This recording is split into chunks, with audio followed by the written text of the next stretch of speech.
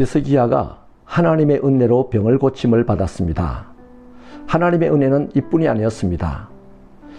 해시계의 그림자가 뒤로 10도 물러가는 것을 만백성들이 보게 되었고, 그때부터 백성들은 하나님을 의지하며 담대하여졌습니다. 그래서 히스기야 왕의 명령을 받아 아수르의 온갖 선동과 협박에 굴하지 않았고 또 흔들리지도 않았습니다. 18만 5천 명이나 되는 아수르의 대군이 하룻밤 사이에 하나님에 의하여 괴멸당하는 것도 보았습니다. 이렇게 해서 히스기야의 명성이 세상에 자자하게 되었죠. 이렇게 형통할 때에 큰 문제가 생겼습니다. 신흥제국으로 발돋움하던 이 바벨론의 브로닥발라단 황제가 예물과 편지를 보내왔습니다. 그때 온 사신들이 히스기야에게 묻기를 어떻게 해서 이렇게 병이 나았냐라고 물었죠. 그때 히스기야의 반응이 의외의 반응을 보입니다. 사신들을 데려다가 자기 창고에 있는 모든 보물과 모든 무기들을 다 보여주었죠.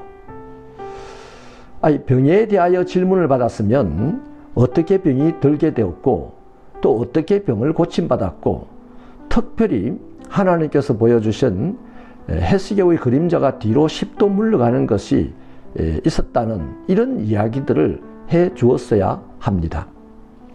그래서 자신에게 은혜 베푸신 하나님을 그들에게 알려야 마땅했습니다. 그런데 히스기야는 하나님이 아니라 자신이 가진 보물들과 무기들만 그들에게 보여주었습니다. 히스기야가 왜 이렇게 되었을까요? 이를 이해하는 데는 역대하 32장 25절 말씀이 아주 중요합니다. 히스기야가 마음이 교만하여 그 받은 은혜를 보답하지 아니하므로 진노가 그와 유다와 예루살렘에 내리게 되었다, 이렇게 기록하고 있습니다. 그러니까 바벨론 사절단에게 자랑을 일삼은 것이 히스기야의 교만 때문이었다라고 성경은 정리하는 것이죠. 역대하 32장 31절은 더 기가 막힌 내용을 기록하고 있습니다. 그러나 바벨론 방백들이 히스기야에게 사신을 보내어 그 땅에서 나타난 이적을 물을 때에 하나님이 히스기야를 떠나시고 그의 심중에 있는 것을 다 알고자 시험하셨더라 하고 기록을 합니다. 자신의 삶이 죽도록 어려울 때는 하나님을 의지하고 겸손히 기도하였습니다.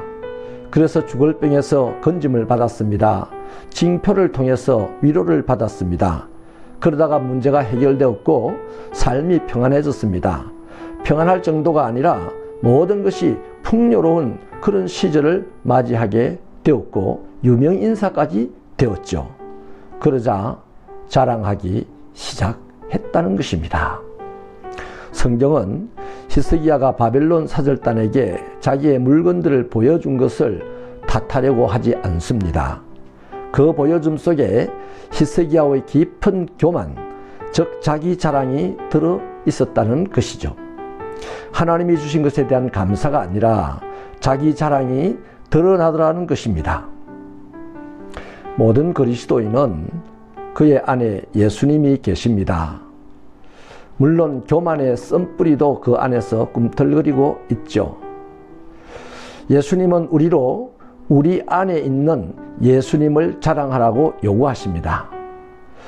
그러나 교만은 우리로 예수가 아닌 우리가 가진 것을, 우리 자신을 자랑하라고 속삭이고 있습니다.